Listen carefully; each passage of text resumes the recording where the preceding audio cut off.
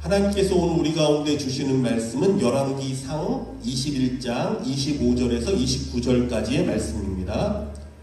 구약성경 열왕기상 21장 25절에서 29절까지 말씀입니다.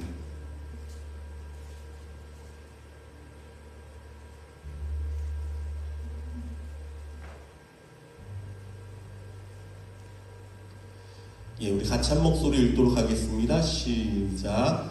예로부터 아합과 같이 그 자신을 팔아 여호와 앞에서 악을 행한 자가 없음은 그를 그의 아내 이세벨이 충동하였습니다. 그가 여호와께서 이스라엘 자손 앞에서 쫓아내신 아모리 사람의 모든 행함같이 우상에게 복종하여 심히 가증하게 행하였더라. 아합이 이 모든 말씀을 들을 때 그의 옷을 찢고 굵은 배로 몸을 동이고 금식하고 굵은 배에 누우며 또 풀이 죽어 다니더라. 여호와의 말씀이 기셉 사람 엘리야에게 임하여 이르시되 아합이 내 앞에서 겸비함을 내가 보느냐. 그가 내 앞에서 겸비함으로 내가 재앙을 저의 시대에는 내리지 아니하고 그 아들의 시대에야 그의 집에 재앙을 내리리라 하셨더라. 아멘. 하나님께서 오늘 우리에게 주시는 말씀 제목은 당신의 상한 심령이 향하는 곳이라는 제목으로 말씀을 나누고자 합니다. 사랑하는 성도 여러분, 우리는요 모두 인생을 살다가 한 번쯤, 아니 여러 번인 것 같아요. 마음이 완전히 무너지는 순간들을 경험하곤 합니다. 겉으로는 멀쩡해 보이는데 속에서는 뭔가가 무너져 내리는 것 같은 그런 순간이 있어요. 사람들 앞에서는 웃고 있지만 집에 돌아오면 아무 말도 하기 싫고 아무것도 먹기 싫고 그냥 가만히 있고 싶은 날도 있습니다. 어떤 분은 사업하다 낙심해서, 어떤 분은 관계 때문에 절망해서, 어떤 분은 건강 때문에, 또 어떤 분은 교회에서 사역하다가 마음이 무너질 때가 있습니다. 그런데 여러분, 중요한 사실이 있습니다. 우리가 마음이 무너져도요 그 마음이 무너졌다는 것 자체가 죄는 되지 않습니다. 오늘 하나님이 우리에게 물으시는 것은 너가 왜 무너졌느냐 이게 아니라 너의 그 무너진 마음을 어디로 가져가고 있는가, 어디로 향하고 있는가, 이것이. 시편 51편 17절은 이렇게 말합니다. 같이 읽어볼까요? 시작. 하나님께서 구하시는 제사는 상한 심령이라. 하나님이여 상하고 통회하는 마음을 주께서 멸시하지 아니하시리이다. 자, 하나님이 원하는 제사가 뭐라고요? 상한 심령. 하나님은요 상한 심령을 찾으십니다. 왜입니까? 상한 심령, 깨어진 마음. 여러분, 깨진 그릇만이 다시 빚어질 수 있습니다. 깨지지 않은 도자기는요 아무리 못생겨도 다시 만들 수가 없어요. 그러나 깨진 그릇이 도공의 손에 들어가면 새롭게 빚어질 수 있습니다. 우리 마음도 이와 같습니다. 상하지 않은 마음은요 하나님께 맡겨지지 않아요. 그러나 상한 마음은 우리로 하나님께 나아가도록 인도합니다. 성경에는 두 종류의 마음이 등장합니다. 하나는 완고한 마음과 또 하나는 상한 마음이에요. 여러분, 완고한 마음의 대표가 누구죠? 완고한 마음 하면 바로가 떠오르죠. 애굽의 바로 왕입니다. 하나님이 10가지 재앙을 보내시는데 그는요 끝까지 변하지 않습니다. 완고한 마음, 회개하지 않습니다. 왜입니까? 그의 마음이 굳은 마음이라서 그래요. 완고한 마음은 이렇게 말합니다. 나는 틀리지 않았어. 문제는 다른 사람에게 있어. 그러나 상한 마음은 다릅니다. 하나님, 내가 연약합니다. 하나님, 나를 도와주세요. 하나님, 나를 붙들 분은 하나님밖에 없습니다. 오늘 하나님이 찾으신 것은 완벽한 사람이 아니라 상한 심령을 가지신 사람인 것을 여러분 믿으시기를 바랍니다.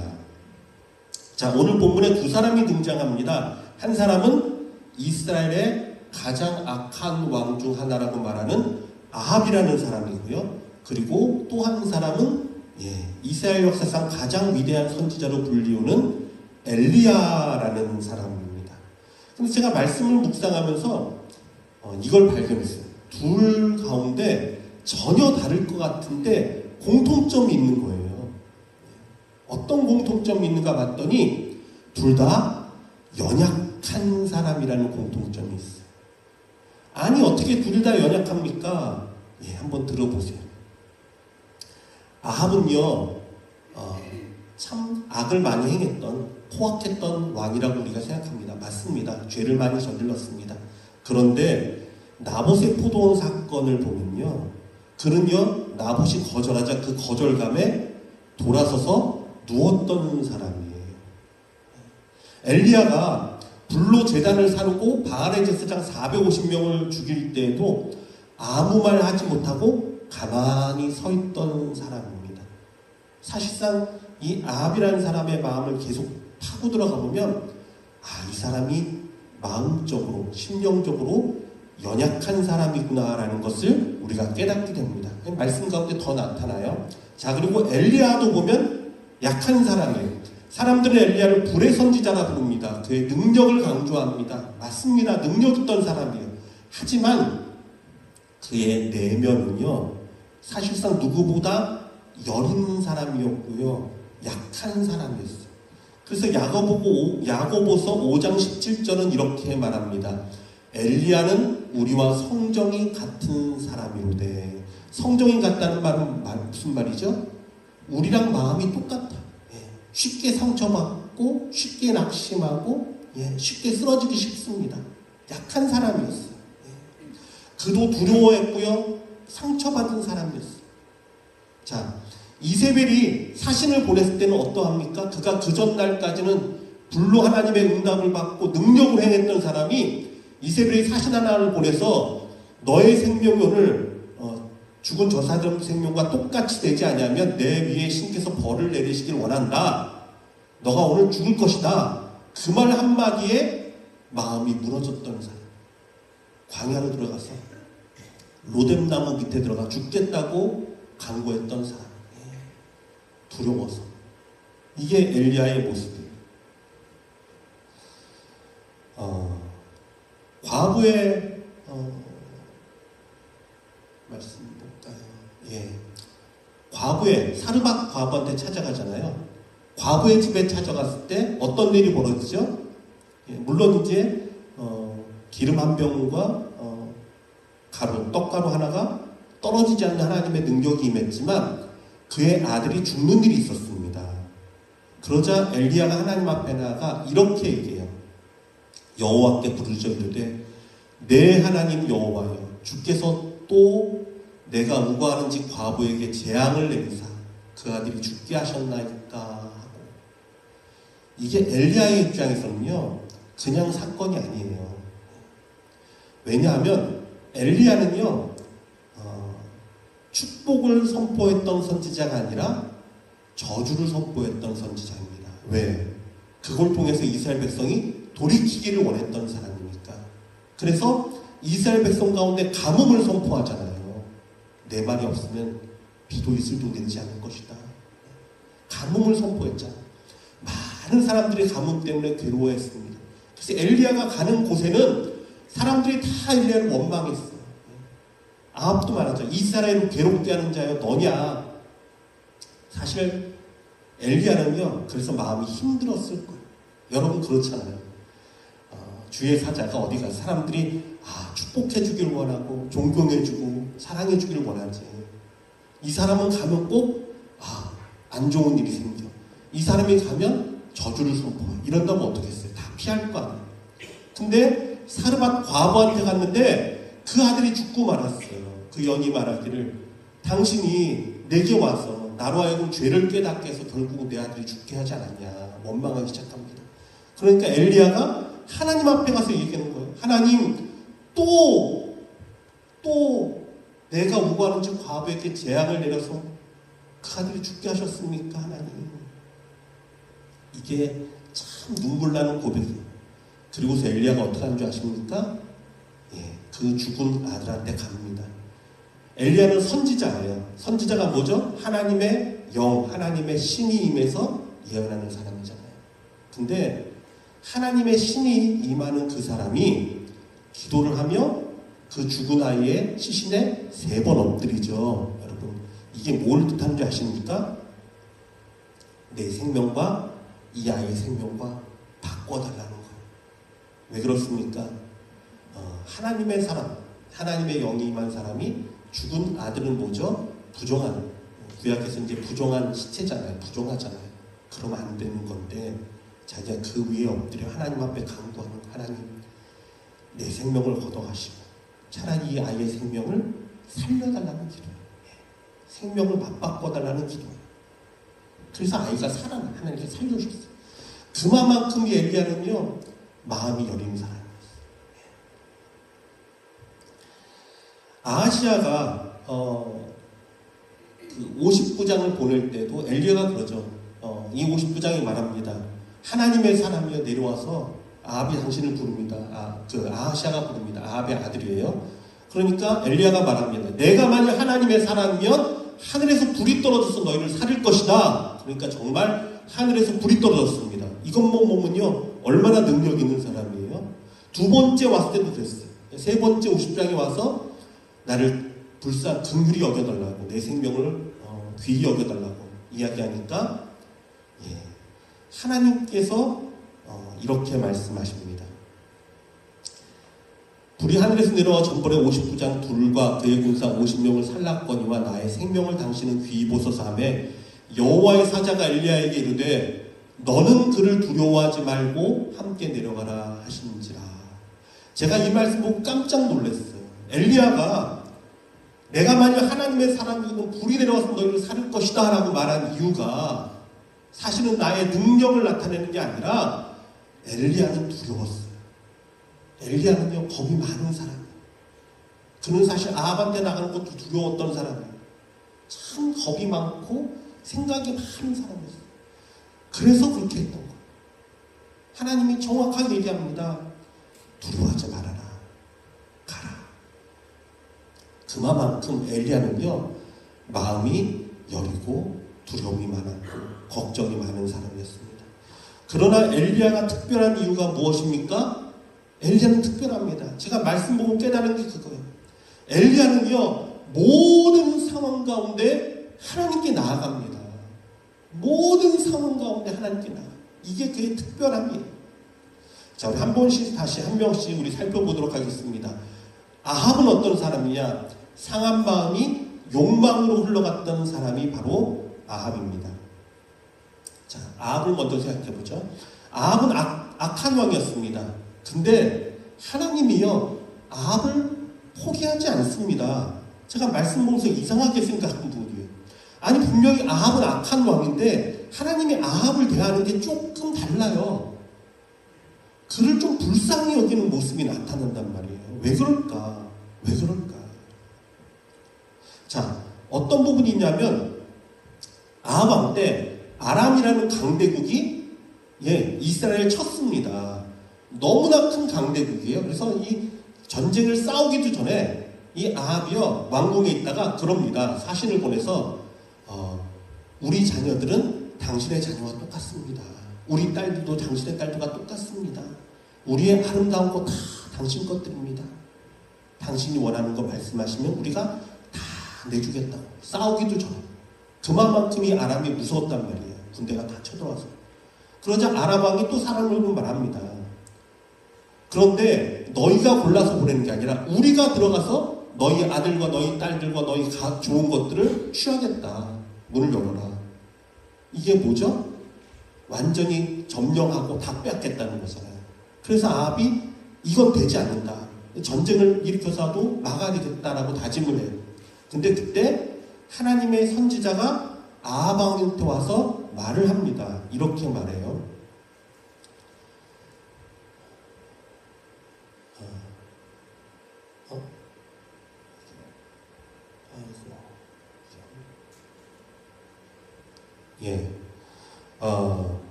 이렇게 말합니다. 여호와의 말씀이 내가 이 큰 무리를 보느냐 내가 오늘 그들을 내 손에 넘기리니 너는 내가 여호와인 줄을 알리라 하셨나이다. 열왕기상 20장 13절 말씀이에요. 제가 적어놓은 줄 알았더니 없는데요. 열왕기상 20장 13절. 그래서 하나님이 말씀하시는데 내가 오늘 그들을 내 손에 넘길 것이다. 전쟁에서 너를 승리하게 할 것이다. 그래서 너는 내가 여호와인 줄 알게 될 것이다. 이 말씀을 하셨단 말이에요. 내가 여호와인 줄을 알리라 하셨나이다. 28절. 그때 하나님의 사람이 왕에게 나와 말하여 이르되, 있을 것 같은데 한번만 더 볼까요?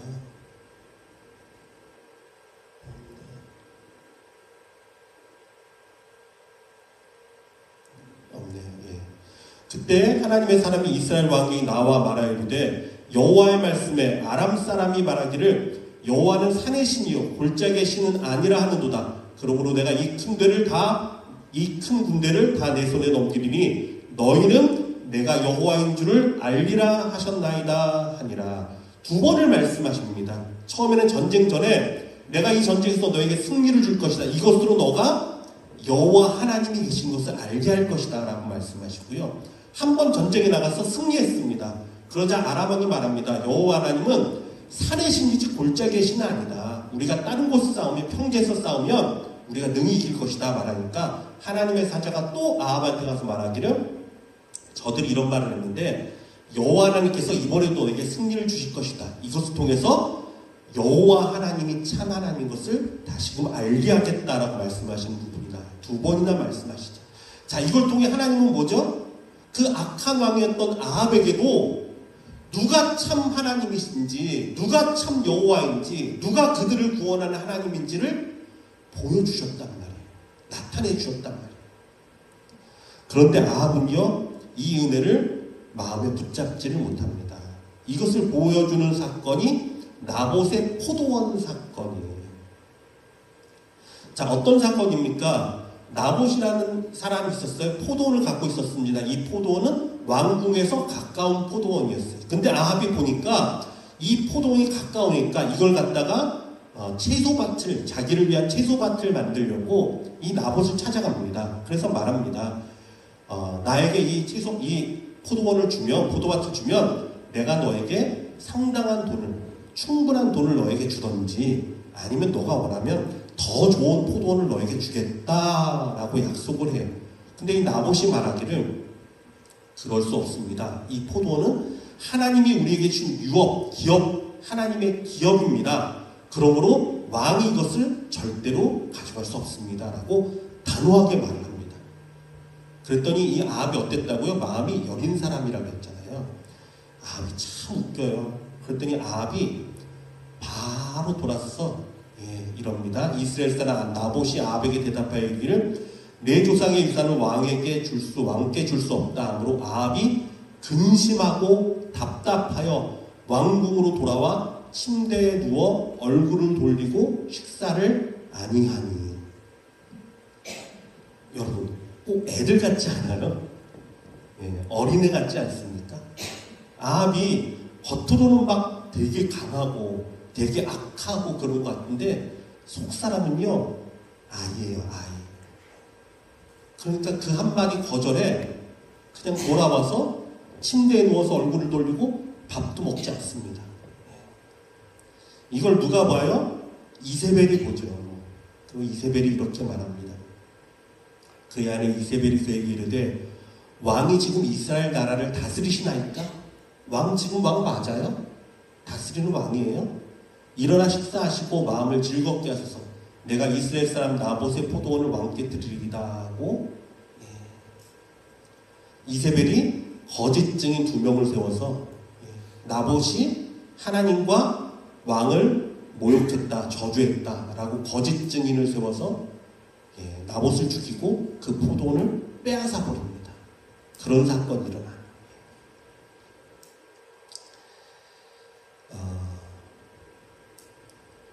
이세벨이 왕에게 말한 건 이거예요.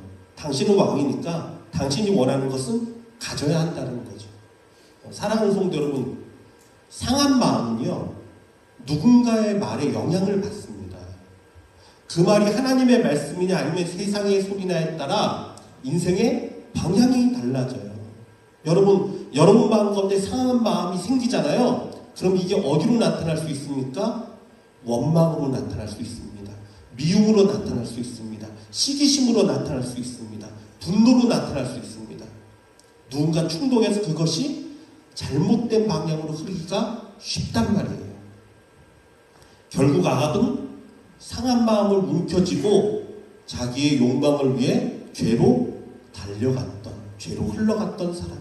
아까 읽은 우리 본문을 보면 아합같이 이세벨에게 충동당한 사람이 없었다. 그러니까 그를 충동질하고 우상을 섬기게 하고 죄를 짓게 한 이세벨의 말에 계속 넘어갔던 사람이 아합이었어요. 그래서 하나님께서 그를 불쌍히 여기셨던 것 같다. 불쌍하잖아요. 기회도 주고 또 하나님께서 긍휼히 보시기도 하고 여호와 하나님을 말씀하기도 하고. 그러나 아합은 계속 그 길로 갔습니다. 자, 그러나 엘리야를 한번 보죠. 엘리야는 똑같이 상한 마음을 가진 사람이었지만 하나님께로 나아갔던 사람입니다. 갈멜산에 불이 내렸습니다. 하나님의 응답이 임했습니다. 그는 승리했습니다. 그는 모든 것을 쏟아 부었습니다. 그러나 현실이 변하지 않았단 말이에요. 때로 우리가 이것 때문에 낙심할 수 있어요. 엘리야는요, 할 수 있는 걸 다 했어요. 3년 반 동안 비가 오지 않게 강구도 했었고요. 바알의 제사장 450명, 아세라의 400명, 850명과 대결도 했습니다. 하나님의 능력으로 불도 임하게 했습니다. 그러면 좀 바뀌어야 되잖아요. 변해야 되잖아요. 근데 꿈쩍도 하지 않습니다. 이세벨은 여전히 기세등등해서 자기를 죽이려 하고요. 이스라엘 백성들은 돌이키질 않습니다.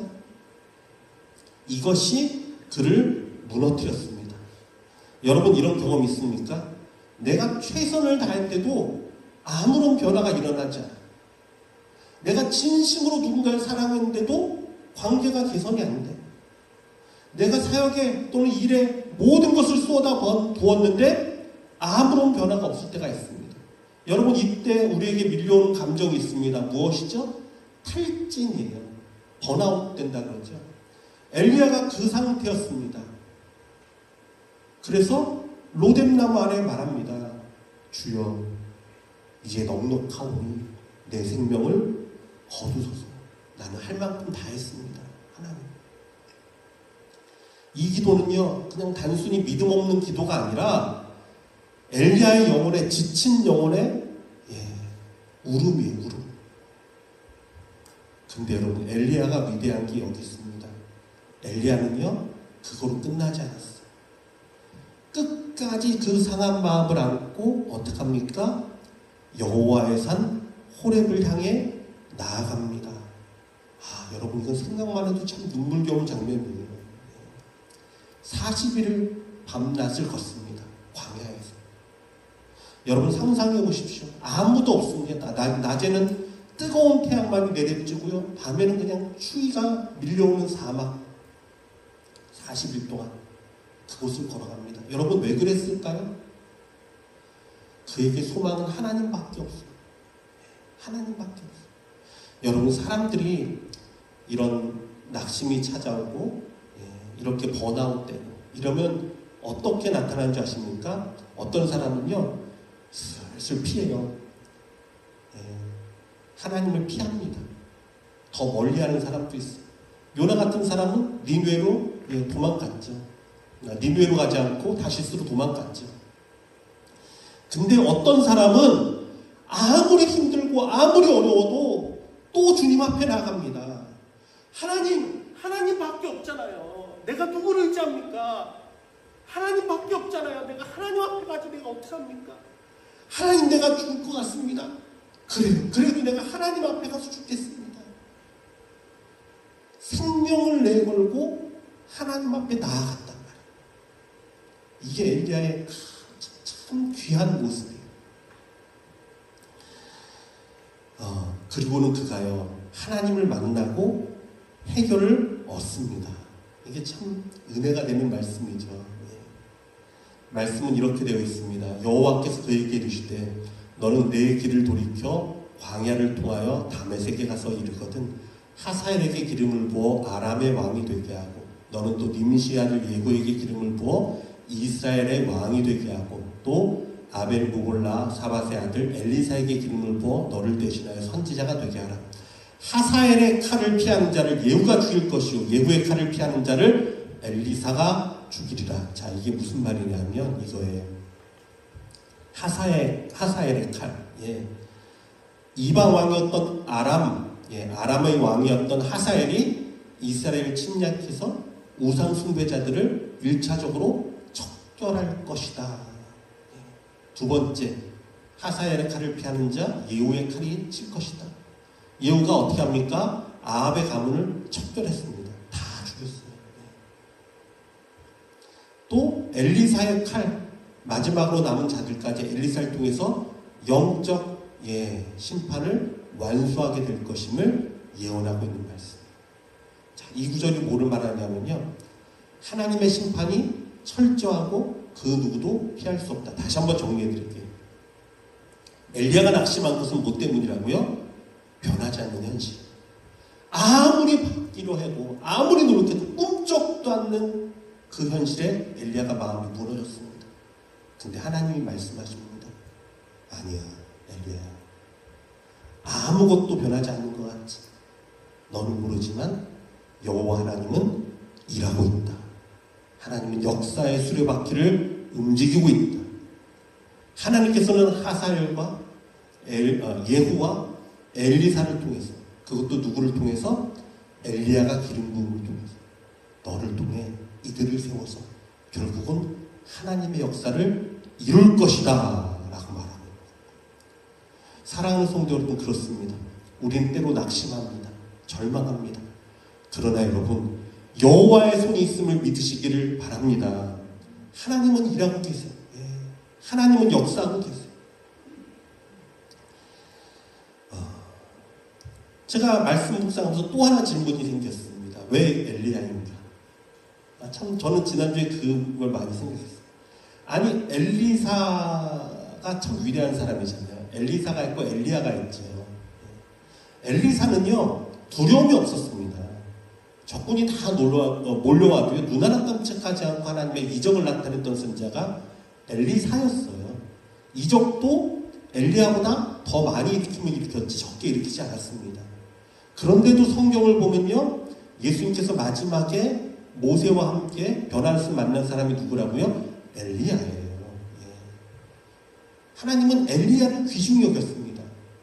아니, 왜 엘리야입니까? 엘리야는 허물도 많고 두려움도 많았고 실수도 많았고, 제가 늘 얘기했지만 이 세 가지 하나님이 마지막 명령했지만 이거 세 가지 다 못해요. 엘리사에게만 찾아갑니다. 하사엘, 예후 기름 붓는 거 엘리사가 해요. 그런데도 왜 하나님은 엘리야를 그렇게 귀중히 여기셨습니까? 그런데도 왜 하나님은 엘리야를 불병거의 죽음도 보지 않고 불만참 하나님 천국으로 인도하셨습니까? 왜 엘리야입니까? 여러분, 왜 그렇습니까? 하나님은 아신단 말이에요. 엘리야의 아픔을 하시고 엘리야의 눈물을 하시고 그가 어떤 상황에서 하나님께 나아갔는지 엘리야를 아시는 분이에요. 그가 정말 우울과 낙심과 절망 가운데 두려움 가운데 늘 떨었던 사람이지만 그래도 하나님의 말씀을 기억하고 생명을 걸고 주님 앞에 나아갔던 것 하나님은 다 기억하고 계셨어요. 그래서 하나님의 기준은 세상과 다릅니다. 세상에서는 이만큼을 해야 100이다. 하나님은 아니에요. 어떤 사람은 이게 100일 수 있어요. 어떤 사람은 이게 최선이야. 내가 하나님 앞에 최선을 다하는 게, 어떤 사람 볼 때는 이거밖에 안 돼. 사람들은 조롱할 수 있어요. 근데 하나님은 아니에요. 예수님은 어떤 분이에요? 과부의 2렙돈을 보고 저가 제일 많이 했다. 무슨 말이죠? 그 사람이 전부를 드렸다. 하나님은요, 엘리야의 전부를 드림을 아셨어요. 엘리야는 자기가 할 수 있는 최선 이상을 했어요. 죽을 만큼 힘들어도 힘을 내서 여호와의 산으로 향해 나아갔고, 그의 마음에 절망이 들어도 주님만 바라봤고 또 주님 말씀하시면 그래도 세 가지 다 못해도 하나라도 순종하고 나아가고. 사랑하는 성도 여러분, 저와 여러분 가운데 이 엘리야의 마음이 있길 주님의 이름으로 축원합니다. 때론 우리도 상합니다. 넘어집니다. 마음 아픕니다. 절망합니다. 그러나 여러분, 이 상한 마음 붙들고 엘리야처럼 주님 앞에 나아가는 자가 되기를 원합니다. 주님밖에 없잖아요. 하나님밖에 없잖아요. 내가 의지할 분 어디 있습니까? 하나님밖에 없잖아요. 하나님 앞에 나아가 해결하면 얻어야 돼요. 예. 더 힘든 사람이 있을 수 있어요. 나는 걱정이 참 많아요. 나는 두려움이 참 많아요. 나는 상황이 참 힘들어요. 그래요, 여러분. 하나님이 아십니다. 예. 여러분, 그 상황 가운데서도 여러분의 마음과 몸짓과 그 정성 하나님이 보시면, 그래, 다른 사람은 몰라도 내가 너를 볼 때 너가 배 이상했다. 난 너를 사랑한다. 그 하나님의 은혜 가운데 정말 엘리야처럼 가장 존귀하고 영광 가운데 아름답게 세워지는 저와 여러분 되시길 주님의 이름으로 부탁드립니다. 사랑하는 주님, 우리 성도들의 깨지고 상한 마음, 낙심한 마음, 좌절한 마음, 상처받은 마음, 그 마음 그대로 하나님께 올려드립니다. 주님 어찌합니까? 하나님이 우리 아버지시잖아요. 주님께서 받아주세요. 우리의 연약함을 아시는 건 아니십니까? 하나님, 엘리야의 그 약함을 아시면서도 하나님은 그래도 주님만 바라보고 나아간 엘리야, 하나님께 소망을 두고 모든 것을 다한 엘리야를 가장 귀하다고 하나님 칭찬해 주셨지 않습니까?